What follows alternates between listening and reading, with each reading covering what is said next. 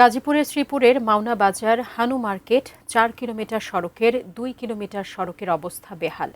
খানাখন্দ, বড় বড় গর্তে দুর্ভোগে ৮ থেকে ১০টি শিল্প কারখানার কয়েক হাজার শ্রমিক, স্কুল কলেজের শিক্ষার্থী সহ স্থানীয় বাসিন্দারা।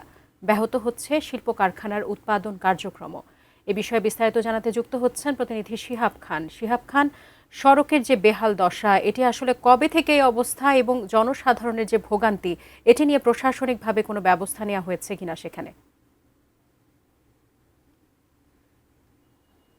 একটি সড়কের কারণে কি পরিমাণ দুর্ভোগ হতে পারে তার একটা চরম উদাহরণ কিন্তু গাজীপুরের শ্রীপুর উপজেলার মাওনা বাজার থেকে হানু মার্কেট যে সড়ক, এই ৪ কিলোমিটার সড়ক, তা কিন্তু একটা বাস্তব উদাহরণ।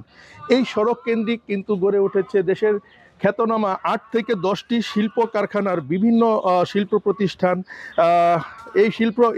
এইসব শিল্প প্রতিষ্ঠানে যে কয়েক হাজার শ্রমিক, তা কিন্তু তারা কিন্তু ব্যাপক দুর্ভোগে পড়েছে স্থানীয় বাসিন্দারাও। জানিয়েছিলাম যে এই সড়কের যে ৪ কিলোমিটারের মধ্যে ২ কিলোমিটারের সড়কের অবস্থা কিন্তু পুরোই চলাচল অনুপযোগী হয়ে পড়েছে। কয়েক বছর যাবৎ কিন্তু এই পরিস্থিতি তৈরি হয়েছে।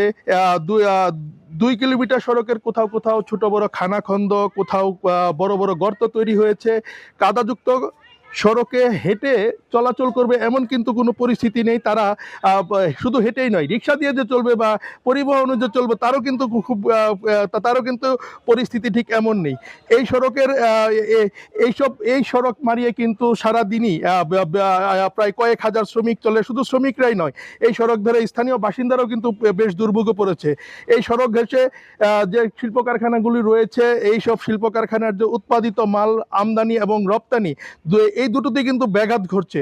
সড়ক মারিয়ে কারখানার যে শ্রমিক, কর্মকর্তা, কর্মচারী যারা আছেন, তারা কিন্তু তাদের কিন্তু যে এই সড়কে চলাচল করতে কিন্তু পোশাকে কাদা লেগে কিন্তু তাদের যে অফিসে যাওয়ার যে পোশাকটা কিন্তু নষ্ট হচ্ছে।